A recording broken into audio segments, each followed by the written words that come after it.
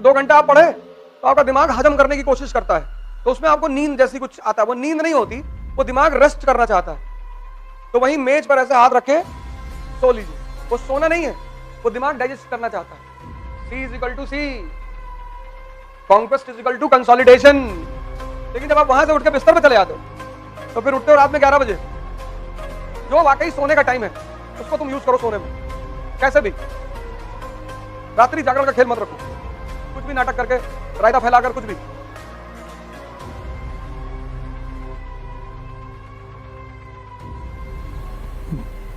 जय Hind friends.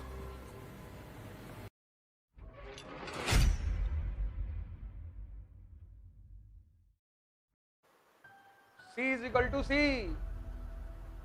Conquest is equal to consolidation. Maratha Bharat में साम्राज्य क्यों नहीं बन पाए? क्योंकि उन्होंने इस पे ध्यान नहीं दिया।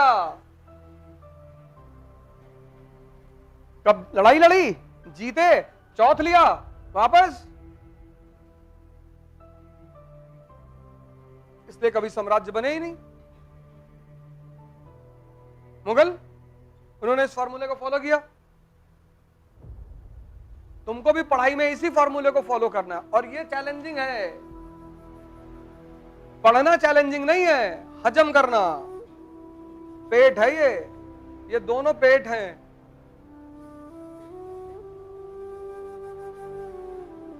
दोपहर में पढ़ना सबसे खतरनाक माना जाता है। 2.5 किलो लंच कर लिए,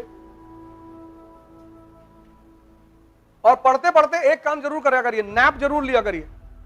कभी भी सोने के लिए आप बिस्तर पे ना जाएं। 2 घंटा आप पढ़े तो आपका दिमाग हजम करने की कोशिश करता है, तो उसमें आपको नींद जैसी कुछ आता है। वो नींद नहीं होती, वो दिमाग रेस्ट करना चाहता है। तो वहीं मेज पर ऐसे हाथ रखे सो लीजिए। वो सोना नहीं है, वो दिमाग डाइजेस्ट करना चाहता है। लेकिन जब आप वहां से उठ के बिस्तर पे चले जाते हो तो फिर उठते हो रात में 11 बजे।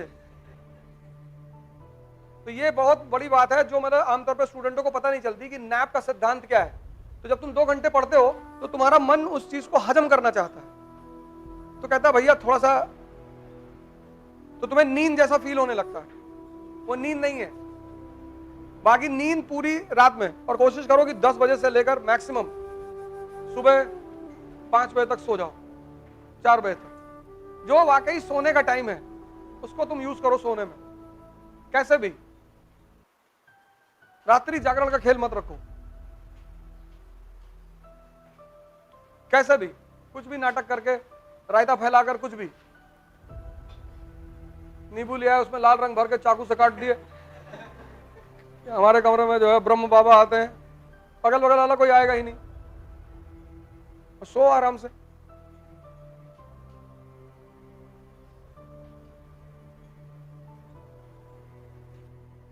हजम करना, हजम,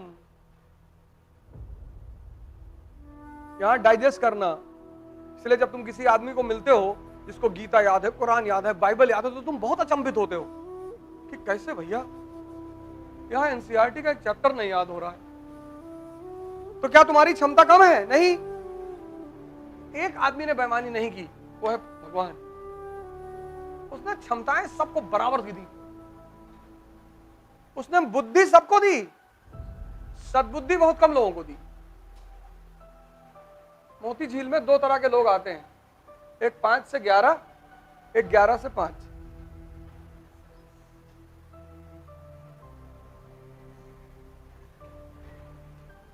नहीं,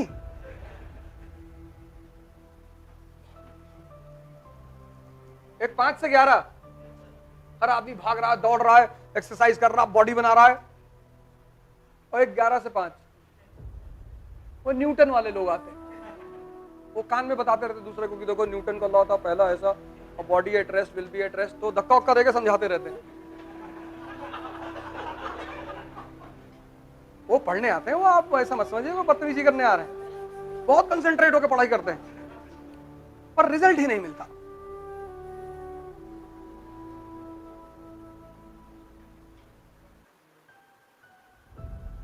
वो 11 से 5 वाले परेशान है कि जीवन में कुछ है ही नहीं, भगवान ने हमको कुछ दिया नहीं। इतना मारेंगे ना जूता से, तुमको मरना पड़ता है, मरना। एजुकेशन का एक ही सिद्धांत है, मैं तुमको बार बार क्लास में कह चुका हूं। एजुकेशन मतलब दिमाग को जिंदा करना। तुम अपनी स्थिति से अंदाजा लगाओ कि तुम 16 साल पढ़े हैं, फिर तुम्हें कोचिंग भी करना पड़ रहा है, तो अब तुम मुझसे काहे पूछ रहे हो? तुमको पता है कि एक जबरदस्त रिफॉर्म भारत की एजुकेशन पॉलिसी में होना चाहिए। यहां कोई बच्चा बैठा हुआ क्लास में? सब पाषाण काल के लोग हैं सब,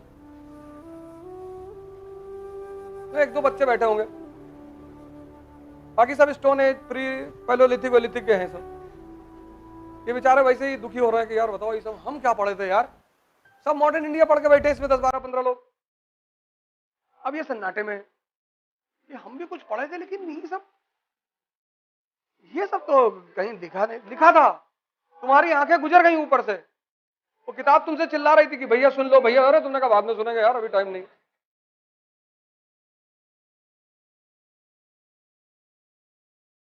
तुम्हारा वो हाल हो रहा है कि दुविधा में दोनों गए, माया मिली न राम। तुम मेहनत भी कर रहे हो, जिंदगी भी कमा रहे हो, और तुम्हें कुछ मिल भी नहीं रहा है। कॉम्पिटिटर हो तुम, घर से तुम्हारे 5 6 7 हजार 10 हजार रुपया आता होगा, तो ना तुमको खुदा मिल रहा है, ना तुम जीवन जी पा रहे हो, और सनम तुम्हारे हाथ में है ही नहीं।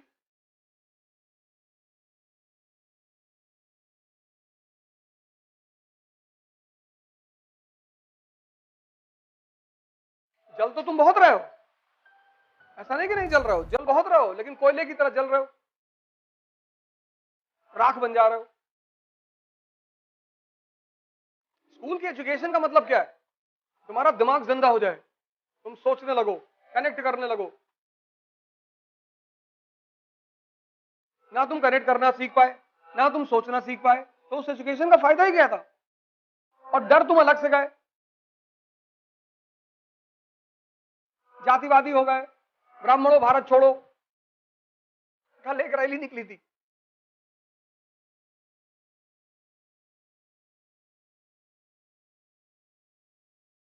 ठीक है? तो शिक्षा में क्रांतिकारी सुधार। इतना बैग लेके लड़के क्लास में जाते हैं, क्या फायदा? मॉडर्न पीरियोडिक टेबल और मेंडली पीरियोडिक टेबल में फर्क ही नहीं पता, क्या फायदा?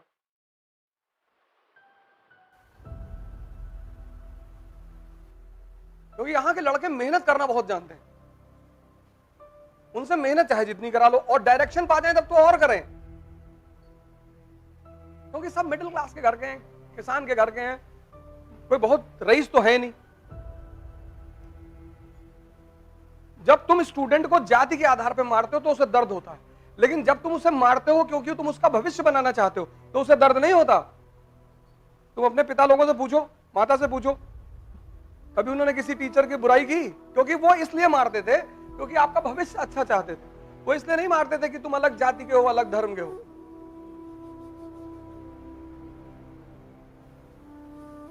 और जब काम नहीं कर पा रहे हो, होमवर्क नहीं कर पा रहे हो, हम स्कूल में क्यों अच्छा परफॉर्म करते थे? क्योंकि टीचर्स होमवर्क ना करने पे पीटती थी। यहां कोई होमवर्क ना करने पे पीटने वाला नहीं है, और होमवर्क मतलब कंसोलिडेशन, फीडिंग, तो वही चीज तो बाद में एग्जाम में आती थी। तो जिसका होमवर्क मजबूत रहता था उसके अच्छे परसेंटेज आते थे। वही हाल यहां भी है। जो होमवर्क का, जैसे टीना दाबी है, उसकी मां क्या है, रिजाइन कर दिया नौकरी से, होमवर्क कराती थी दिन भर बिठा के, बेचारी खुद बैठी रहती थी। तो एक बहन का 1 रैंक, दूसरी बहन की 15 रैंक, क्योंकि एक होमवर्क कराने वाला आदमी था ना। एजुकेशन मतलब E is equal to E. Education यानी एनलाइटनमेंट। एनलाइटनमेंट यानी आपको 2 चीजें आ गई स्कूल खत्म होने के बाद, एक कनेक्ट करना आ गया, आपने कनेक्टिविटी सीख ली। अब देखो, ये कनेक्टिविटी का ही तो सिद्धांत था कि 1816 तक इन लोगों ने कब्जा किया, अब इन्हें क्या करना है, कंसोलिडेट। तभी तो ये नीतियां बनी। कौन सा वर्ग खुश हुआ? Social reformer. कौन सा वर्ग खुश हुआ? Educated middle class. कौन सा वर्ग खुश हुआ? सारे वर्ग खुश तो हो गए अंग्रेजों से, तो अंग्रेजों के समर्थक बन गए, कंसोलिडेशन हुआ। पॉलिसी डिपेंड्स अपॉन, बस इसमें रटना क्या है।